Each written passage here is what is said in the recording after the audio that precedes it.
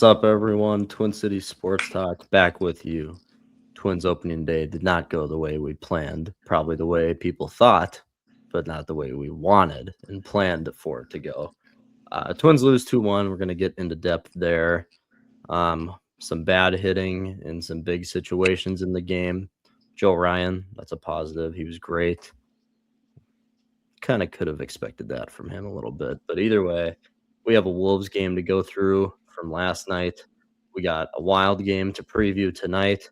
And if we have some time after all that, maybe we'll hit him with a quick mock draft because the NFL draft is 3 weeks away. Just about, I think, 20th or 21st, I think it's on. Either way. Yeah, I think 3.5. Maybe if we have time, we'll hit that. Before we get to anything, let's hit our sponsor, Kitchen Wise, Closet Wise, for today's video, serving the Twin Cities and surrounding areas. If you're ready to truly maximize your space, they are the team to know. They specialize in creating custom solutions designed around how you actually live in kitchens, closets, pantries, and garages. They transform underused or cluttered spaces into something beautiful and highly functional. Look at these closets and then the kitchens. In that photo, it's all rollouts. They do everything on the inside of the cabinet. They don't do your actual cabinets.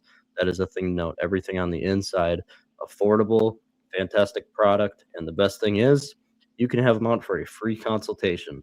It's a free consultation. Why wouldn't you do it? If you want to transform the kitchen, make it easier, rollouts for less mobile people. I had a little accident with my stomach that I'm not going to get into last night, but I'm pretty immobile right now. Is that right? So these would be great, but I don't have them, which I wish I did. Either way, phone number right there, kitchenwise.com. Book that free consultation. Get your kitchen transformed today with KitchenWise Closet Wise. All right. We're going to go over predictions last night. It pains me to do this because I don't even want to at this point. We're making a push. I can say that. Wolves played the Rockets last night, and I'm going to share a little bit of a story about while I was watching this game. But for right now, I said the Wolves would lose last night. I'm on a cold streak. I'm like the whole Twins lineup today with runners in scoring position. That's really what. Trevor, on the other hand, he said the Wolves would win, and he also ended up getting the score prediction, which is 8 points in the point category. Trevor has marched all the way back. The score was once 42-15. It is 46-43 now.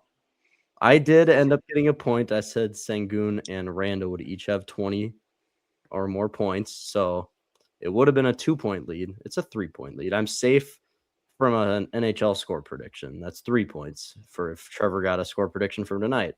And people are going to say the Wolves, they won 110-108. Trevor said 112-108. We say just because it's so unlikely in basketball, we don't know the actual odds. It's impossible, basically. But if we get both scores within 3 points, we get 8 points. If you were to get it right on the dot, which Trevor was 2 points away from doing that, you would get 15 points, which no one's ever done that on the show so far. I don't know if it'll ever happen. It will sometime. But either way, this is only the third time someone's got a score prediction. Trevor, that's 2 in the past 2 weeks for him, which has really boosted him up all the way here. You did say Bones Highland would have over 14.5 points. That ended up being wrong. So something good for me in here. But Trevor on the night, 1-0, 8 points. I still did pick up that 1 point, though. But about this little story, though, I'm watching the game. Wolves going to overtime. In the first 2 minutes, what were they down? 13, right? 12 or 13, yeah. 13 points. I'm like, and at that point, I'm pretty sure the Rockets were up like 106 to like 96 or like 93 or something. Or no, they went into overtime 95s. So it was like 97 to like 108 or something like that. And so me on my couch, I'm like, oh my gosh, my score prediction 112-104. I'm like, the Rockets just need to score like 5 more points, 6 more, and then the Wolves need to score 6 more points, anywhere around there. And I would have my score prediction. And I'm like, man, this is going to feel so good because I was so confident. There was a minute left or like a minute and a half left. I'm like, this is in distance. It's right there for me. And I'm like, I'm going to distance myself from Trevor. It's going to be you were at 35 before this. So it would have been like 53-35, distancing myself again. And then the Wolves, Julius Randle, everyone starts making their shots. Yeah. And then at that point, the Wolves, they crossed the 107 threshold, which would have obviously been in reach for my score prediction. And I go, shoot.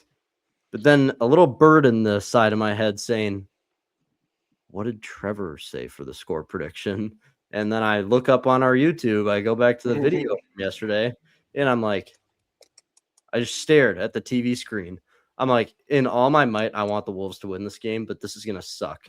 Because it was like a minute left. It was right in reach of Trevor's score prediction. And yeah, it ended up happening. And I just kind of sat there beady-eyed towards the TV, just not happy with what went down there. I mean, that really sucked. It was just such a mood swing for me. Either way, Trevor's catching up. We got to quit talking about that before I get more salty about it. But good job, Trev. Good job. All right. That's your Wolves game from last night. Oh, I guess I should say, as salty as I am, Minnesota Timberwolves, you just earned yourself a lot more respect from me, and I think a lot of people in Minnesota, the way you've played the past month, to have the grit and to fight back in an overtime, largest NBA comeback in an overtime ever. That deserves a huge round of applause and just all the praise right there, because you didn't stop fighting. Dante, you hit a 3 in there. Yeah. Well, so in the final 3 minutes, they came back from 108-95. So, 13 down. No Ant, no McDaniels, no Reed, no Io. Reed got tossed in the first minute of overtime, right? Which was very questionable. But given the fact that we won that without those core 4 guys, no Ant, no McDaniels, no Reed, no Io. 3 minutes, you're down in overtime after all momentum was lost. Yes. And then, it all started. Conley hit that 3 to make it within 10 with 2:45 left. And then, they chipped away. Mm-hmm. I mean, who would have thought when you have Conley, Anderson, was it Highland, Randall, and Rudy? No, Shannon. Because Rudy was on the fouled floor. out. And Rudy. And Rudy wasn't out. Either. So I thought he meant to start the game. Yeah. Yeah, TJ Shannon, though, he was big in the overtime. Yeah, Randall at the 5, Slomo as your 4, Shannon as your 3, and then Bones and Conley as your 1-2. Yeah. That's insane against a Rockets team that had weapons just everywhere. It's a great team. They haven't had Fred VanVleet all game, and then Steven Adams has been out. But, you saw Durant and your current core guy. Insane. Just absolutely insane. I will say, this really showed how to beat the Rockets in a playoff series, in my opinion, as a broad standpoint. Obviously, teams adjust and everything.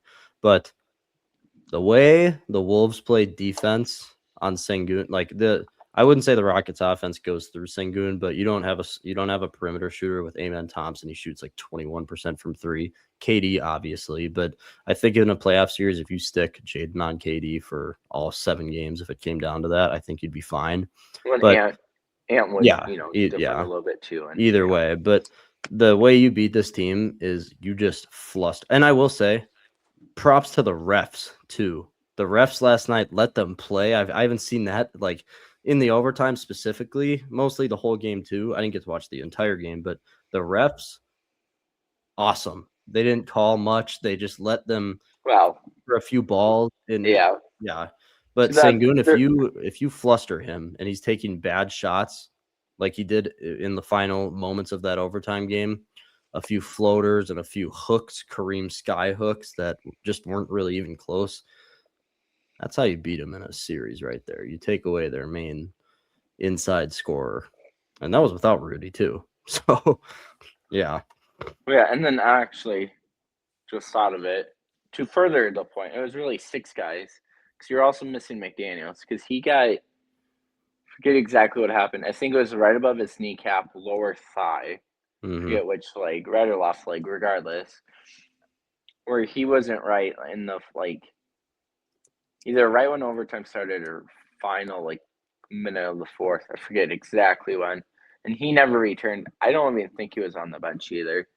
So that's also another thing worth monitoring. I'm going to pull it up. Maybe there's a quick note. And Yeah, I don't that know, but I don't think there'd be anything crazy other than bruising. It's kind of what I'm thinking.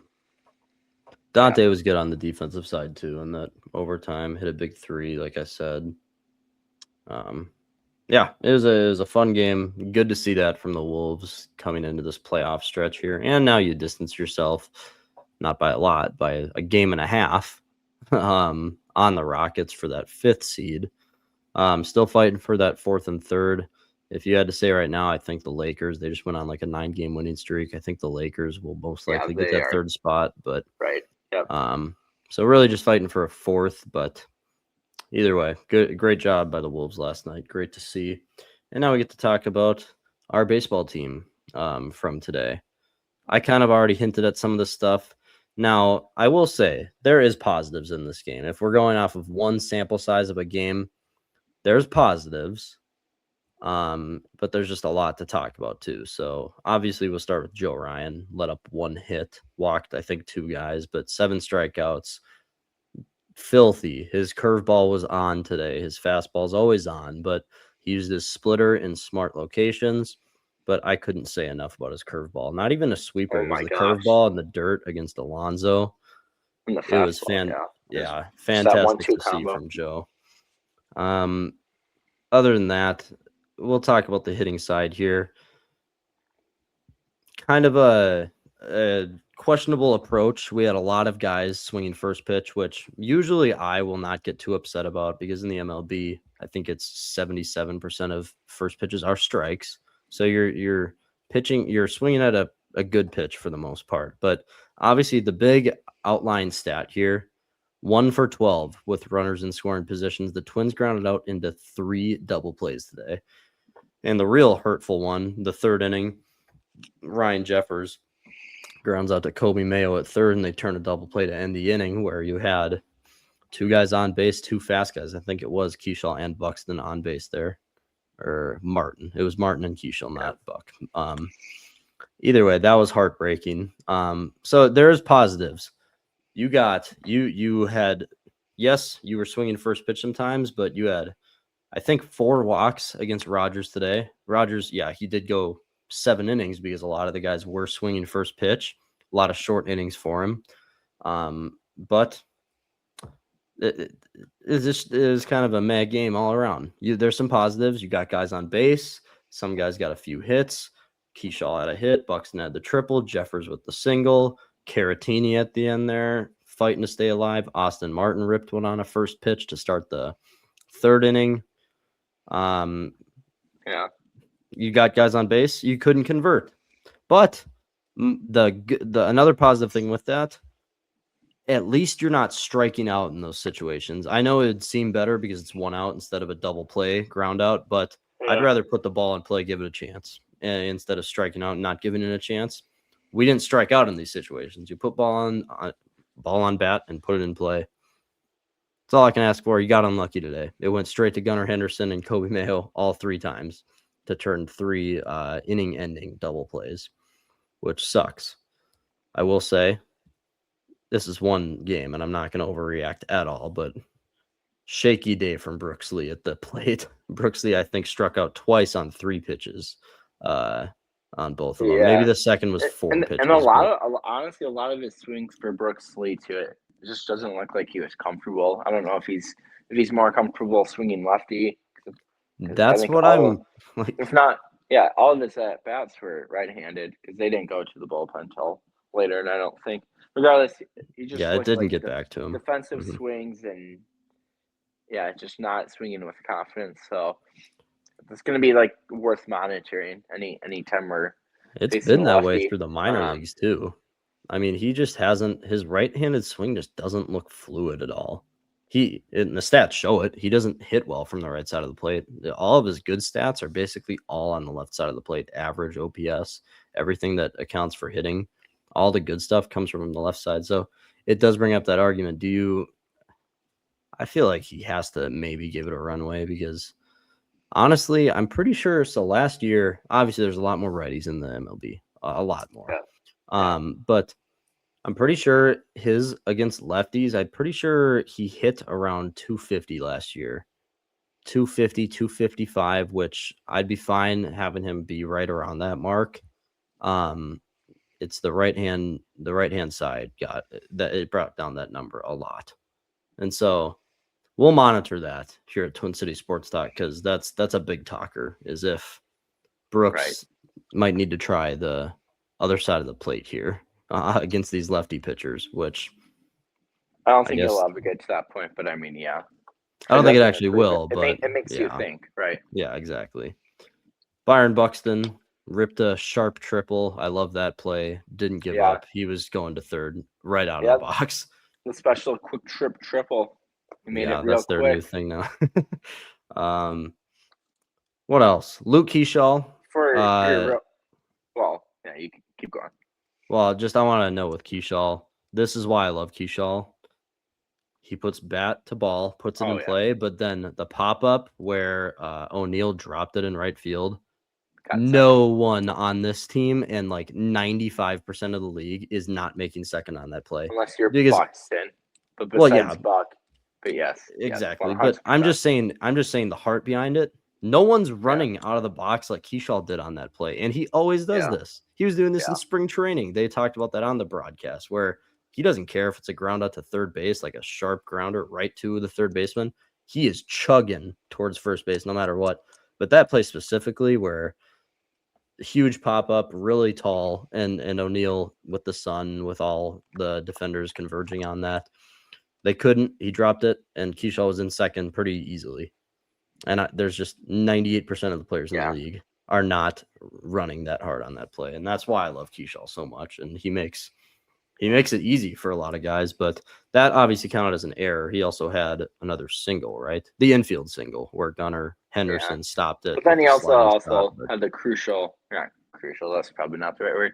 He had the nice sack fly, right, where he didn't do anything special. Just exactly. Exactly. In the eighth there, didn't over. He did what his job was. Yeah. Quick 30-second off-topic thing. Cubs just extended Nico Horner for 6 years. Really? Doesn't show the amount, but that just came out. Anyways, but Keyshaw, just simple play. Good line out to outfield, easily scores Buxton. Gives yourself a chance, which kind of leads me into my second thing. A few minor notes I had for challenging, and both were 3 or 4. I don't think we ever there too. I don't think we ever lost that final challenge, because we lost the Jeffers. Or no. Jeffers behind the plate to end the inning. It was to end the inning. They missed that. But I don't think we ever lost the second one. So I believe it was only 3 for 4. A couple things I noted. Royce Lewis, top 4th. It was a 1-0 count. There's a pretty bad, the box on TV, it's an estimate, but it's usually 9 times out of 10 pretty accurate to what the ump's calling for balls and strikes. So top 4, I get it's early in the count, and it's only strike 1, and so urgency, it's very, very minor just because it's only the first strike. But it does make you think, because there's a 1-0 count. Had Royce challenged that, he most likely would have won that challenge, because it does look like it was a pretty obvious ball. I'm scrolling to it. I'll quickly show it here. Can I mention one that I saw? Yeah, go for it. But right here. Oh, yeah. That's easily a ball. I remember that pitch too. 95% chance you challenge that. That turns it to a 2-0 count. Who knows how that ends. Oh, it can change up so much. And then the other one I noticed was Larnix. There it is. Out. Yeah, I was gonna say, I think we're probably on the same page. The worst thing about this, yes, it was a ball, but it's the 9th inning. You're the last out. Why are you not challenging anything close, no matter what? And then the only thing, because now the Larnix one is much closer. It still would have been a ball, though. But still, it would have. No, I agree. But because even if you lose it, you're down to final out. It's the 9th inning. You got Outman on, or actually, sorry, Outman was still on first. At that point, because the pass ball was like third pitch. But with Larnix's power and all that, I'm not saying for a homer, but if he hits one down the line, or you hit a gapper, Outman can probably score on first too. And so, I don't know. Anything in the outfield, really. I would think, and I'm sure the Twins will discuss that post game and 100%. and obviously every team. This is new to everyone unless you were playing in the minor leagues last year. So I'm sure it'll all come with time. Like when and another challenge when Wallner challenged first at bat, was that first? Yeah, it was in the first. I'm like, that was an inning. early challenge. It was easily a ball. Yeah, which yeah. I guess It was 2 inches out. Yeah. Yeah, I was gonna say, given how far off it was off the plate, I guess I'd challenge it when for certain. I'm like, oh wow, Yeah. that early of a challenge kind of caught me off guard, but makes sense at the same time. Yeah, definitely. But yeah, I think that's mostly I had. Oh, and then the Martin throw on that take play. Yep. Got to throw it second. Broadcast talked about it. Yep. So yeah, that's crucial. Just the little things. Now where he caught that too. The other thing before the bad throw. Where I know what you're gonna say here too. Runner ran, but had that ball, he has to catch it in that spot. But if that ball's like 3 feet more, and it's for sure foul line, what's the chances that he drops it? Yeah, because you catch. Was it really in play though? I thought he caught it right on the line. So yeah, I think so. Well, that's what I'm saying. There was a chance it could have gone. Because if he drops that and it lands, then you lose the out, and the runner scores regardless. I would yeah. But it really makes you think if that was a little bit more to the left, where it's clearly going to land in foul territory. I wonder what he would have done. I think you have to let it drop. It's almost a guaranteed run. Like I'd rather if it were me, I think I'd have it drop. It's also easier said than done when it's like happening in person. That's another thing. That's kind of the thing you got to think pre-pitch, right? Yes. Because I know growing up, all my life's in baseball. You got to know who's on, every the running situation. Is it a slow runner on first? Is it a faster kid on first, like when you and I were growing up? And then in the outfield sakes, if it's no outs, 1 out, and it's a take play, and the ball's going foul, am I going to plan on letting it drop and give my pitcher another chance to strand that runner on third? Exactly. Or do I play it safe? Do I get the CQ'd out, but then give up the run? I don't know. It's going to be kind of fun. Just like you were saying, if it was like 3 feet, like guaranteed, I think he would have let it drop. It was just too close, which it sucks. But yeah, there was a lot on that play. He could have let it drop if he really was sure about it. But at the same time, well, here's the thing: even if he let it drop, there's still really only going to be one run that scores because those players are still on the bag, getting ready to tag up. So there was a guy on third and second at that point. Obviously, the guy on third scored on the tag. But if he does let it drop and it landed fair, the guy on third probably, because he gets the throw in right away. If he gets behind the ball, that's why I still you were saying if it's for sure foul ball. That's why I may have taken that chance because. Wait, so you're saying had he have dropped and then gained his momentum to run forward? You think he could have? Well, it's No, not the guy on third. The guy on third would score undoubtedly. But the second, the guy on second would not score. You're getting the throw in as it drops, basically. The ball drops in the outfield, you get it, and that guy on second is not scoring. I don't think Byron Buxton could score on that because he's on second. It's not like he's halfway down the baseline. He's on second, ready to tag up. Never mind. No. That guy was on. No. First. They were third and first. Yeah, I was very confused on where you're going with that. Yeah. No, because the reason the throw did hurt eventually is because that guy went from first to second, which then the hit up the middle, and so it scored the guy on second. If he's not on second, right? If Martin would have completely remembered that wrong. I was trying to piece together what you were talking about. But no, my fault. Everyone, miscount what I just said for the past 2 minutes. But then again, you're talking of a what if scenario because they would still probably get that hit, and then it's runners. That runner would go first to third rather than second to home, and then you play the what if game. What would have happened? Which no one. Well, no. If the ball dropped, he's not going first to third. No. I'm saying the base hit with the guy who hit. I'm not talking about the. Okay. The next one. I'm saying the runner's on first. Base hit up the middle. They can maybe go first to third on that.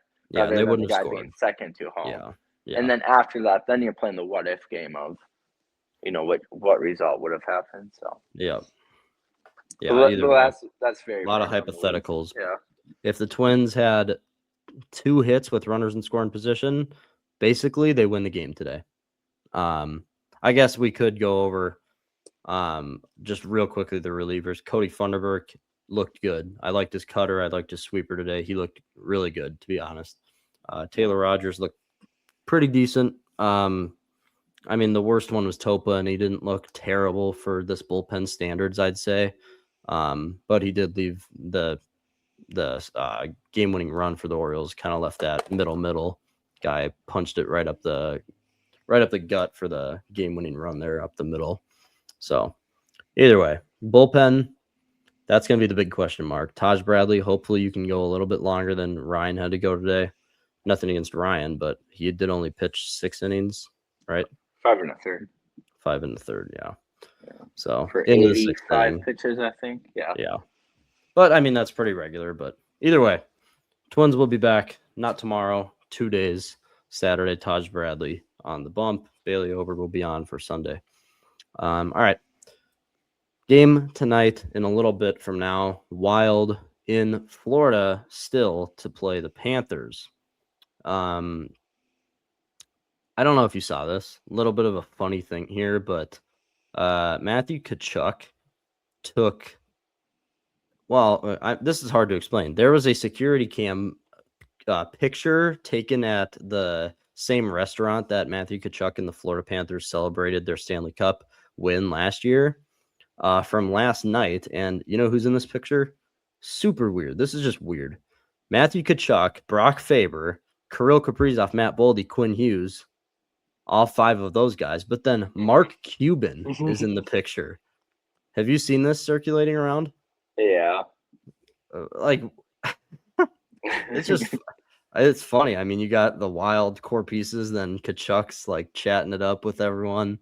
How's Minnesota, boys? You still loving your gold medals, Quinn? Kirill's like, I wasn't able to play in the tournament. But then Mark Cuban's just standing there behind everyone, kind of just laughing it up with everyone.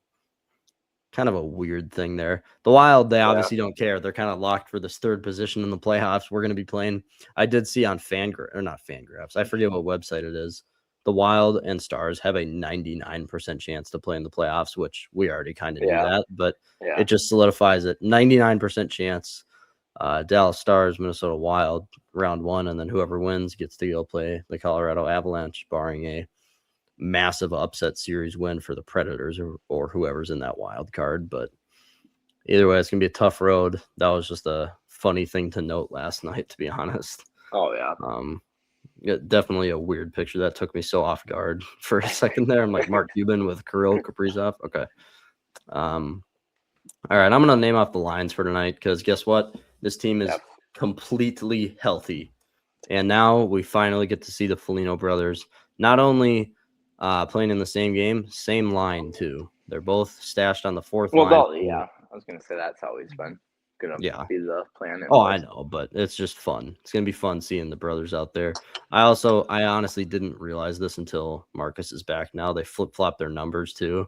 I didn't realize Nick did that on purpose. 17, really? 71. Yeah, Nick's 71. Marcus obviously 17. Yeah, because when all the new players were acquired, that's I think the first thing I noticed. But yeah. It's kind of because you would think Foligno probably picks a normal number if it's not the dynamic of matching Foligno's, but then flipping it. But yeah, go ahead with the lines.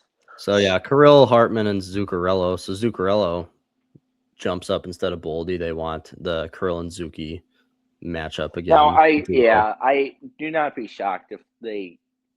I don't really think that's going to be. Well, if they start well, they'll stick to it. But it could definitely change. Yeah. Yeah, I was going to say I think come like halfway, maybe not even halfway through. I do not like Zuccarello. The whole Zuccarello and Kaprizov thing. In this case, it's not terrible because that second line's good. I just don't like Zuccarello should not be a first line forward for the forward. I like Boldy on the second line because that's another scoring line. But if anything, just have an all shooting lineup. Try Tarasenko, Kaprizov, Hartman. I don't know. I just don't like Zuccarello. I want a guy on my first line that's going to shoot and not pass. And then you can, that's Kirill right now. We just if you want that, then put Kirill down to the second line too. No, but then again, the biggest argument to that is Zuccarello would set up then Kirill to shoot. I Yeah. just want shots on net. I don't care. That's exactly what I've been Screen the harping goalie. for. Yeah. I don't care if it's a nice goal. I don't care if it's the ugliest goal where you The gotta Wild shoot it care, off from the though. skate. Kirill Literally just Kaprizov and score Zuki goals. care. Like, They go with the care. line. Yeah, go with the lines. Yeah, obviously Boldy and then Eric's neck and then Vladimir Tarasenko with this insanely hot streak he's been on for the last month. He's kind of flipped over Marcus Johansson onto the second line now. So Mojo down to the third with Michael McCarron, Bobby Brink. Good scoring line there. And another thing, when we acquired Michael McCarron, I did not realize McCarron was as good at stick handling and as good with the puck as he was. You just don't expect it with I know he's a center, I know he's a forward, but you just don't expect it with a guy that's his size, and he's obviously just gonna be a slower player in general. But there's a lot of times where he's on the boards and he's able to get out of pressure from these opposing dudes that are trying to light him up and obviously stick lift, get possession of the puck. He's really good with his stick.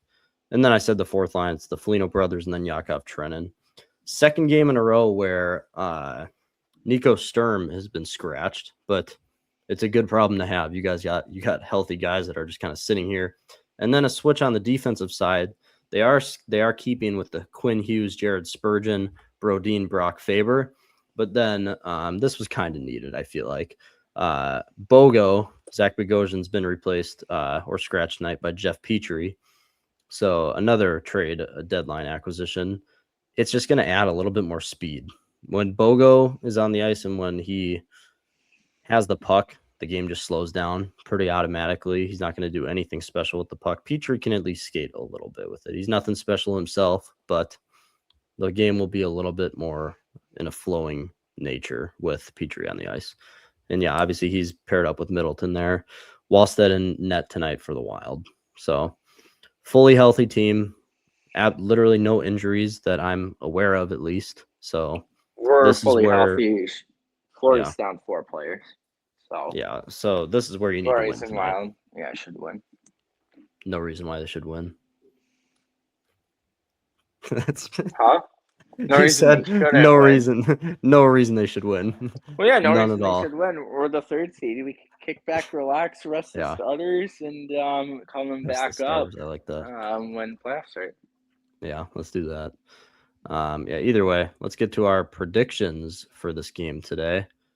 Wild Panthers. I was going to say the Lightning, but that was already passed. All right.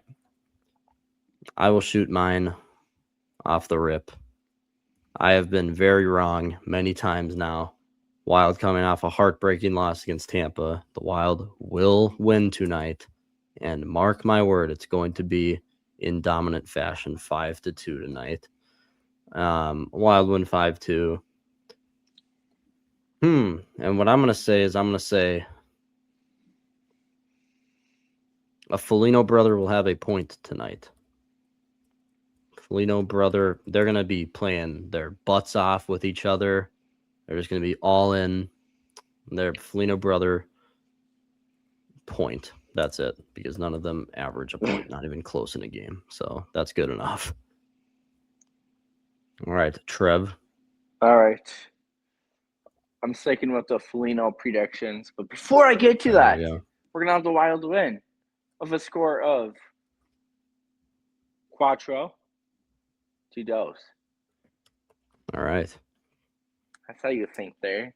No, I had to think. I took Spanish 7 years ago? All right, sticking with the Folignos. I'm going to go with Folignos. The Foligno brothers are going to have a combined 6 or more hits. Ooh, I like that. You do like that. 6+ hits. All right. There we go. Foligno. Whoa. We can't capitalize the B for you and not for me. It's their last name, Foligno Brothers.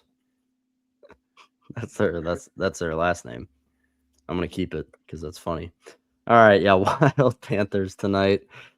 It's going to be a fun one, hopefully. The vibes could get up after this Twins loss today. But guess what, Twins fans? We have 161 more games to go. So and then we're free. Buckle up, next- people. It's gonna be a ride. Trevor and I Wait. will be Not buckle up.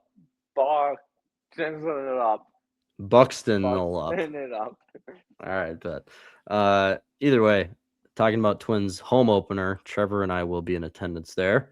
And make sure you are in attendance because tomorrow we are giving away 2 Twins tickets. This is the last call, people. 2 Twins tickets, section 107, row 6. Very good, right behind the Twins dugout. Sponsored by Jen Prouty at Athletes Edge Performance Consulting. And so everyone go register to win these tickets. We're going to be spinning a wheel on a video tomorrow that will be posted. Well, never mind. I don't have a time for it. It'll be posted tomorrow, like I just said, like a million times there. But either way, go register to win those because why wouldn't you? It's free Twins tickets to the home opener on this awesome year for Twins baseball. All right. We are going to hit a NFL mock draft just because for all the fun and laughter, you know? Mm-hmm. So let's do this. We don't know what. Oh man, they have the Tennessee Titans new logo on here. Huh? Did you ever see that, Trev? No. Yeah, this is their new when logo. Did that, or when did they? Was that like today, or when did? No, that was like a week or 2 ago.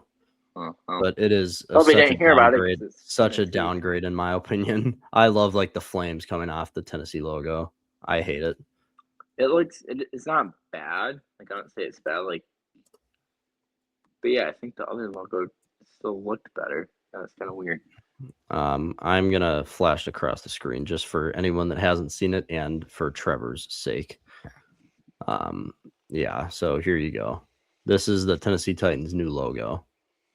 Just that. Yeah, so copyright reasons. No. I can't flash that on the screen for copyright reasons because it has links and stuff to it. I get it. YouTube, get your. I'm not gonna try to justify the rules in my favor. Either way, let's hit this mock draft up.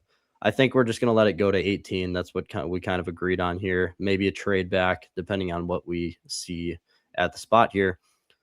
Unless Jeremiah Love to the Titans at 4. Ooh, that's the highest we've seen him go. Wow, that's cool. Called it. That's just awesome. Look at that. 3 Ohio State, Cardinal Tate Downs, Sonny Styles. Wow. All right. All right, here we go. All right, so Peter Woods obviously sticks out. Who's later? Is the quarterback still there? Thieneman. Not for our sake, but is who? Ty Simpson? Yeah, so the Steelers will select him. Yeah. Do we trade with the Steelers here? I might trade. Well, okay. Let's pick out who we want. I want Dylan Thieneman. But then again, I don't. But then again, I think realistically, Steelers won't need to trade up to get Simpson because, well, maybe you could argue. No, they wouldn't at all. Okay, all these trades stink. Bunch of horrible trade offers there. I want Thieneman, but where's the Jets here? The Jets? Yeah. First, 30. No, what pick are they? 30 what? 34? Right? The Jets are 33. You trade down with the Jets so they can jump the Steelers for Simpson? I'm just trying to get creative, just something a little new for us. And then the Vikings could stockpile some more picks. Well, who did the Jets select up here? They selected Avion Terrell and then Arvel Reese, so they went defense. Could use that quarterback. The Steelers would. All right, yeah. More here. The Bears want to jump up. I'm not trading within division. I can't do it in my right mind. All right, let's create a trade here. You know what? Yeah, let's just spice this up here a little bit. I don't like the idea of trading back 16. No, and we don't either. 15, but I think we're just trying to just kind of do a lot of different options. Where are the Jets here? Oh, right here. All right, so 33. If we're trading back 15, I think we get their second too. Wouldn't you say so? They already have 2 first-round picks, a second, and I think one of their fourth-round picks too. That would also bridge the gap we have here. Yeah, well, this would be perfect. Thing. Yeah, 97 to 163 for us. 140 would be right in the middle. So I think we'd do that. which it says it won't go through, but that's kind of bogus in my opinion. So Auburn, you just selected their 3 picks, right? So 33, Yeah. 44, 140. Yeah, 33, 44, 140 for moving up 15 spots to pick 18. I think that's pretty even right there. And I'm actually interested just for laughs to just throw in like a second round pick next year just to make this go through. This is very realistic, people. Hold on. Yeah, so we'll submit the offer first. Let them I know, but reject, it's assuming not they gonna. will. Yeah. So then we counter with. Oh, more here. A lot more trades. I wouldn't even worry about this. No, I'm not. I don't know how that keeps happening because you would think was when you reject, it's just spending more. All right, so that was the original that we just offered, 33, 44, 140. What if we do a future third? Future third probably would. Let's just Does that propose say that. slightly below? It's slightly in the Jets' favor. Very slightly. Or no, slightly in our favor, sorry. But we're going to offer it. Trade rejected. Those befoozles. Absolute befoozles. Watch them not even take Simpson, because we don't have any guarantee. Pick 18. Let's go third, and then do you think a 6th round pick next year does anything? Probably not. Fine. Let's include a 6th round pick this year and see if that does it. But that's like my final offer, to be honest. Yeah. Let's see. That's weird. Oh, all right. Trade accepted. All right. So we gave up a 6th round pick this year. I mean, yeah. So for this sake, we would kind of knowing the simulator, it probably won't go Simpson, but we're just kind of thinking if they'd want to jump the Steelers. I mean, they definitely could because, look, they already got their linebacker. They could take Denzel Boston here, but their next is quarterback, so we'll see. No, they took Peter Woods. I didn't see, of course. Which in that case, you're not trading up for that, but yeah, whatever. We're just trying to get creative for us. Now, all right, so I was gonna say if we go slow, like look at that. The Steelers didn't even take Simpson. Because now the other thing is, could the Vikings, at like 32 beating Seattle, and they've lost some players here in the offseason. Obviously, Kenneth Walker, Boye, Mafe. Well, I was saying if the Vikings want to get the 5th-year option at 32, so you swap 32 and 33. Yeah. And have the I'm gonna skip to it. We'll see who's there. We'll see who's there. Yeah. So pause on 32. Yeah. All right. So Ty Simpson's still there, falling. Caleb Banks. It's definitely an option for the Vikings, but in this spot, if the Vikings, I think. Yeah, real quick, it would be really funny for because obviously simulation screwed it up, but the Jets not taking Simpson. How funny would it be? You and I don't want this to happen at all in real life. But if we traded up one, you take Simpson, so then in the Vikings in this dream scenario, you would have that 5th-year option. So if Kyler's your quarterback, Kyler has a really good year. For whatever reason he leaves, maybe he wants to take over in this dream world. Stafford retires. Yeah. So Kyler signs a long-term deal to join McVay and replace Stafford. Vikings have that 5th-year option. Simpson would start year 2. It would be kind of funny if we did it. You're completely forgetting about JJ McCarthy, though. No, but I forgot to explain. Breaking news: Trevor's out on JJ McCarthy. Simpson. We would take Simpson, and then McCarthy would be flipped for picks and draft later, or whatever that trade would be. Because then you would trade McCarthy to maybe Pittsburgh. All right. Anyways, and I don't think this is a need right now. I just want to keep what we have. Trading. I'm not worried about it. We're gonna end up taking Emmanuel McNeil-Warren here. This is the first time we've selected him in one of our drafts. He is a stud in the making. So I guess we got to look at the trades, though. No, we're not taking those. Actually, darn it. Yeah. I think we should have traded whatever. Just for the long term, it won't matter in the simulation, but say this guy becomes a stud, it would have been so crucial having that 5th-year option. Because I guess that was maybe our original point. But yeah. All right. But we also would like to stockpile draft picks because you'd probably have to give up a 3rd round pick to get back. I don't think you're literally dropping, you're moving up one spot. So I think it would have been a 1st and a 5th. Maybe, yeah. Yeah, you're right. Plus, if the Seahawks didn't like any one specific here, but either way, Emmanuel McNeil Warren is 6'3". He doesn't have the biggest 40, but here's the thing. He gets picks. He's a really good blitzer, and he's a huge hitter. Harrison Smith. Even if Harry returns, this is your future at safety. So easy pick there, and we are up again in a few picks here. There. Oh, Chris Brazzle just went. I should have paused it. I should have. That would have been really nice. All right, now do we stick up the entire secondary, the highest rated corner, or the second highest rated corner in all of college football, D'Angelo Pons, one of the biggest reasons why Indiana won the national championship. He is sitting here. Other than that, hold on. Pause real quick. We completely forgot to mention. Bruce, I'm guessing you saw this off social media or maybe live during the game. But in the T-Wolves and Rockets game last night, of all people to be at the game, I can't believe we didn't think of this. And I just thought of it because we're talking about that position. But the fact that Travis Hunter was there was like the most random thing. It's cool. But I wonder if he, like, what on earth was he doing in Minnesota? Did he just really want to see, like, because you have Durant with the Rockets and stuff, so you could try Durant. Wolves are a good team. I know Ant wasn't playing, but yeah, and I gotta believe with Hunter, I feel like when you've got that much money, not that he's making anything crazy yet, but like from his time at Colorado, gosh knows how much he made there, and NFL contract sponsorships, commercial deals. I gotta believe he planned that trip. Or like 100%. That trip wasn't planned long term, so I think it was more short term, unless there was something in the works a while ago. So that was just super funny. Anyways, I like Pons here because the only other one I would maybe take is Lee Hunter, really good run stopper, but I think we just boost up this secondary for the life of it. D'Angelo Pons, and McNeil Warren.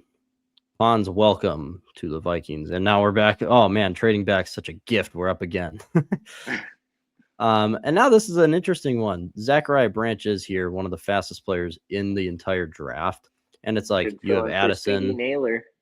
Yeah, and you have Addison. You have Justin. Exactly. But I want to, and Jacob Rodriguez is still here. Emmett Johnson hasn't gone yet, right? What overall rank? Emmett Johnson.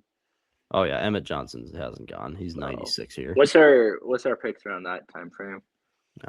We got 97 still, but where did I just go? Do we 97 82. So here's the thing. I want to target Emmett Johnson just for the fact that the Vikings talked to him. They met with him at the combine, and then the Vikings are also bringing him in for a pre-draft visit right before the draft here, middle of April. So they're obviously super interested. I want to target him later.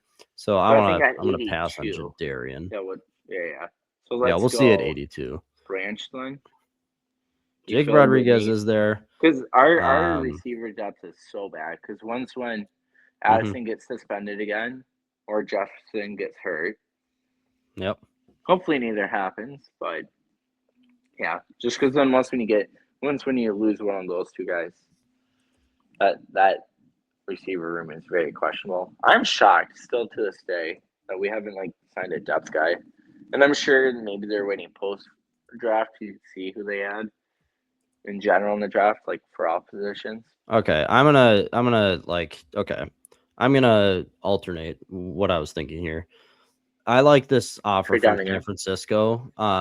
You drop back 9, and then you pick up 127 too. But the reason why is the Vikings. What was the other trade? I didn't see it. It was future stuff. Or it wasn't future, but you dropped down 14 picks. 95 actually. Yeah, that's what I'm thinking. New England, just because that's not as far as that secondary pick. Yeah, we can. Okay, I'm fine with either one, but just the reasoning why is that the Vikings already expressed interest in a tall wide receiver. They're not looking for speed here. True. Jordan Addison is a fast guy. He can get upfield. There's a ton. Ted Hurst is actually being hosted. He's being brought in for a pre-draft visit. Jacoby Lane is 6'4". Malachi Fields is 6'4". And Bryce Lance is also 6'3" and a huge 4.34 40. There's a lot of guys later.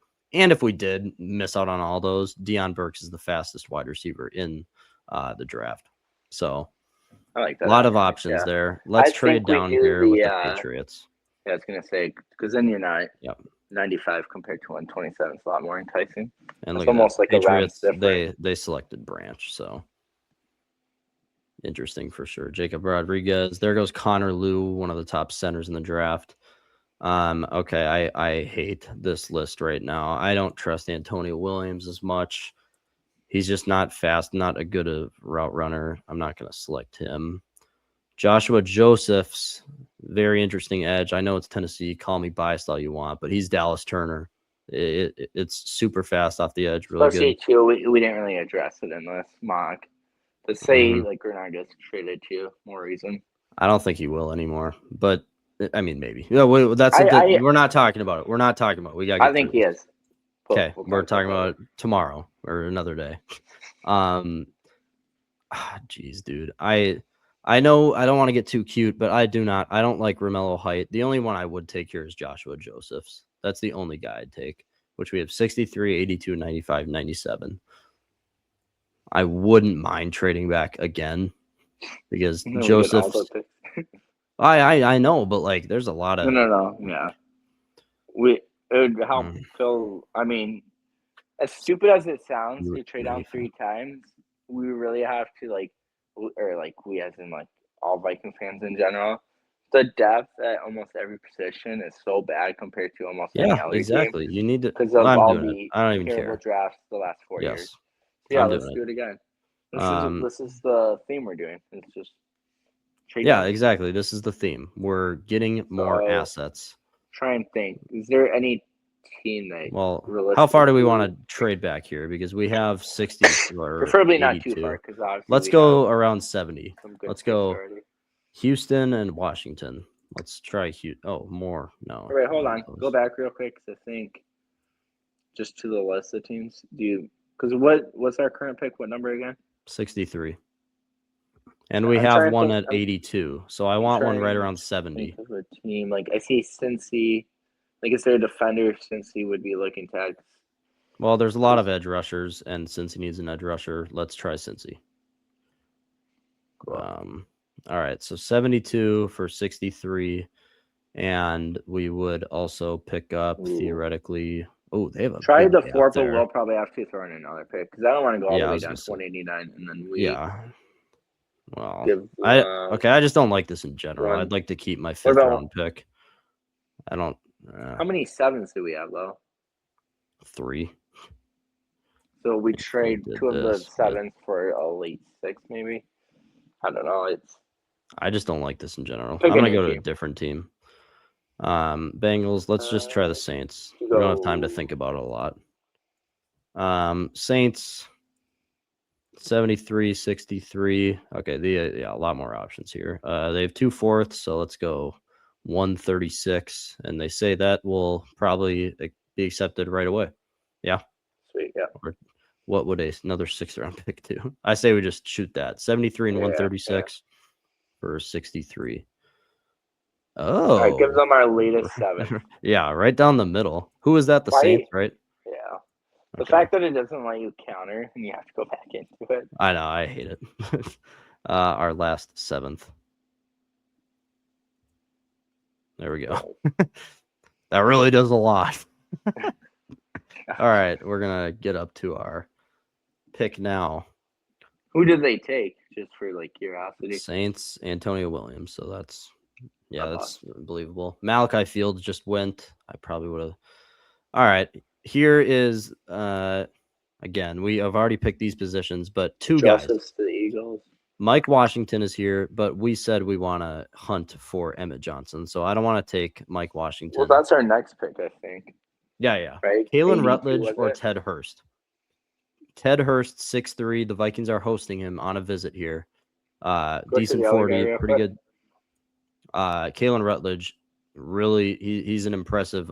He would obviously be depth right now, but if I have full confidence of Rutledge, if an injury happened to Jackson or Will Fries, I think Rutledge with his body, 6'4", 316, I think he could step in and do really well because the run blocking could use work with him.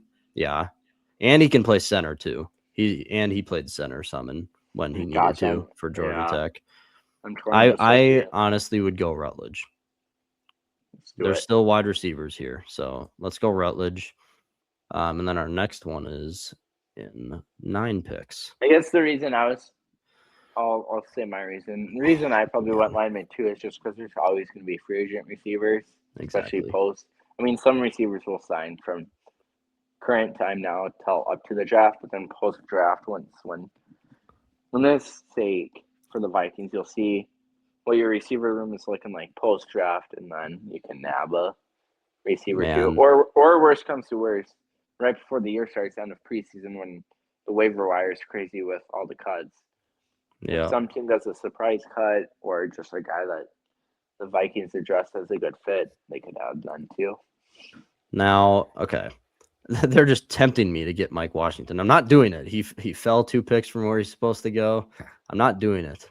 Draft simulator. All right, this is interesting now. Again, where we have corner, we have a safety. You go down to TJ Hawkinson has 1 more year. Michael Trigg isn't that where we were going? Running back though? No, I think we have 95 and he's projected 96, but we can maybe just these teams in front of us. I like your thinking, but I don't know if we risk it. Like, do you trade up? I'll be stopping it. I'll be stopping it. Okay.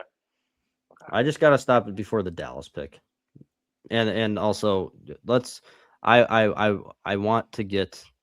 I mean, you're not gonna pay Hawkinson after this year either way. He's not going to be a Viking come 2027. I think Michael Trigg could be a good option. Oh, Viking news as we speak. Tyler TJ Hawkinson with a 9-year extension, max money. Faked me out. I completely thought you were serious about something. But I mean, you're not drafting Garrett Nussmeier. We said in this spot, the Vikings I hope would draft Mike Washington. If people don't know why I keep talking about 6'1", 223, and he ran a 4.33 at the combine. Insane. But we said we're targeting Emmett Johnson here. I want to pick Michael Trigg here, or we trade down again because there's just not a lot of options here. Hey, and we trade down. The only argument to that, like, say in this case, it's funny because, like, in this case, say for whatever reason, us that's in the Vikings, and we've done all of our full scouting, or as much as we like, for whatever reason, we don't like Washington, as if for the Vikings, not like us speaking. Wouldn't you, I don't know, I'm just thinking, like, wouldn't you just, it's a slight reach, but wouldn't you just take Johnson and secure it? I don't know, I guess it depends what you can get in a trade down. Because it gets to that point where, what are we at, mid-third? I'll take Johnson here. There's just the only people above him I would take is Austin Barber and Deion Burks. I guess, and I mean maybe Anthony Lucas, maybe, but we can take Johnson here. I'm fine with that. He was our target. They're obviously super high on him. They're obviously super high on him. So, I know. I guess as I think about it more, I was thinking that it was like 4th round, but this is only mid-3rd round. Currently at 82.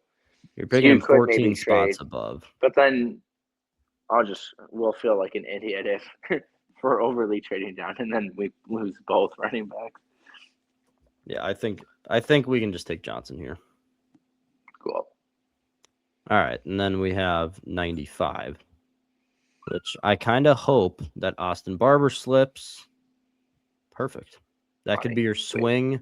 Oh, well, okay. I guess we should address the interior D line with Darrell Jackson. That is probably a bigger need for sure, in my opinion. But another thing, this could turn out so good. We're gonna get Jacoby Lane at 97 here, most likely.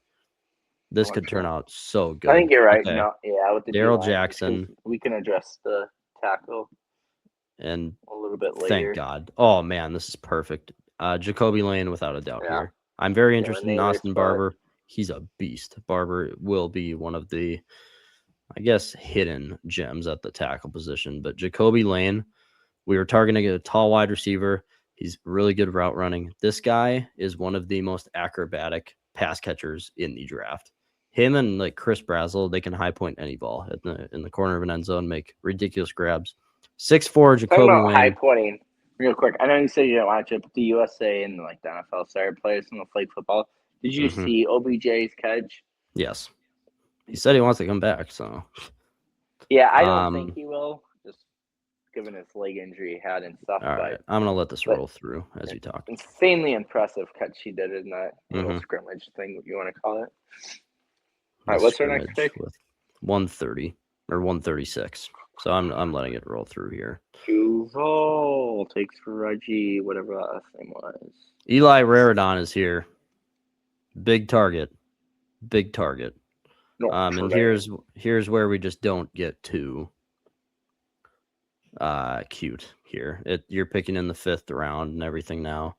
I do want Harold Perkins with our next pick, but I think we pick Eli right here. 6'6", red zone threat. Hawkinson, 1 more year. But I really Bartholomew, there's no guarantee he'll make this upcoming year's team. All right, this pick is Harold Perkins. He's a traditional perfect middle linebacker. I don't know how his blitzing is. I didn't watch a ton of film on him yet, but he's your pick right now. Harold Perkins. He's your middle linebacker. And let's keep this rolling. What is our next pick actually?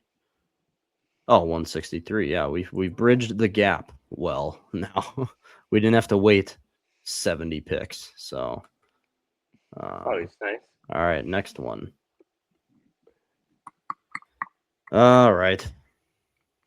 What do we got?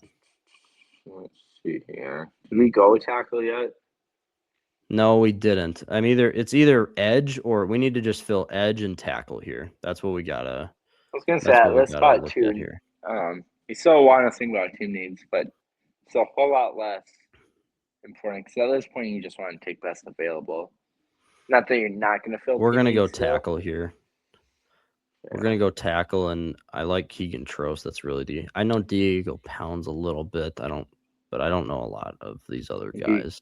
I was gonna say I think I like Trost. Top 2. It's Trost. Missouri's tackle. I know he was there for, I think 5 years. He has the experience, good technique. That's our guy. There is still guys in the edge rusher room. I really like Trey Moore, Vincent Anthony too. More of a power guy there, but I don't know if he's going to drop to where we are next at 230. Oh, so we didn't bridge a gap. We got to wait a while. But there's no point in trading up now. Yeah. There really isn't. So we got our tackle. Mikhail Kamara's still there. That could be interesting. Nope, he's not. Bye-bye. But Wesley Williams is still there. Could get interesting. Bye. Oh, yeah, we have back-to-back. I love how we didn't realize that with all the... Look at this. The Colts want to trade up and they want to trade up 15 picks for nothing, except... Bless you to do it.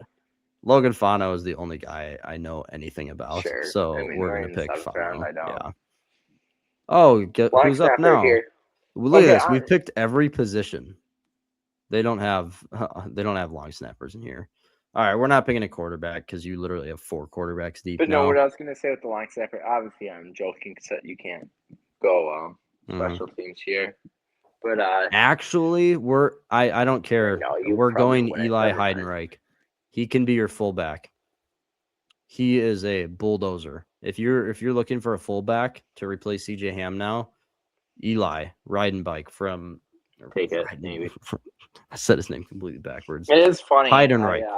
That's my buddy's last name, and the amount of different ways people mispronounce that Heidenreich.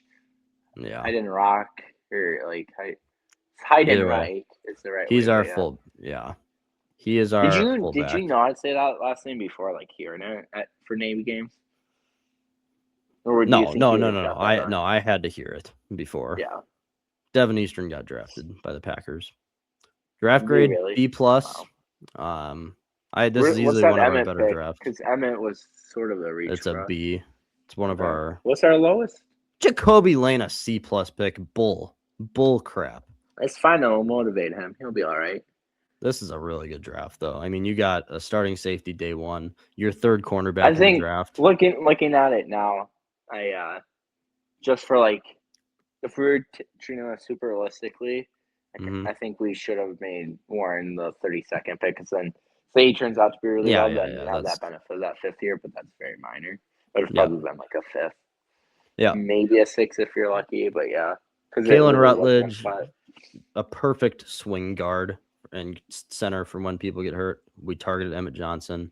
You got your 4th.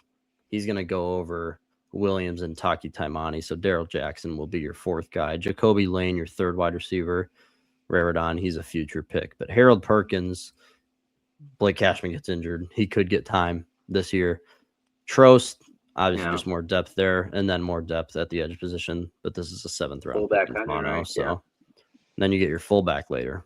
Obviously listed as a running back, but he's coming in as a fullback. Awesome draft. I really like that. But there we go. That's it for today's episode. We got you going. Wild game starting right now. Twins opener loss. Trevor gets the win in, or gets the point did you say prediction. Win? So Trevor gets the Wolves prediction is what I'm talking about. The score prediction there. Trevor working his way up in the point category. 3 points behind now. If you get the Wild prediction tonight, I'm really I get the Wild prediction tonight. Oh yeah, I'm gonna be worried then because you'll probably have a lead at that point. All right, everyone. Again, ticket giveaway. We're giving that away tomorrow. Gonna be a big video, fun video. NFL draft is now the next thing coming up, along with Wild and Wolves playoff pushes. Yes, the Wilds really doesn't matter. We kind of know where we are, but people have fun while it lasts. Let's make a few playoff runs for Twin City Sports Talk. We'll be back tomorrow to give away 2 Twins opening day tickets. We'll see you then.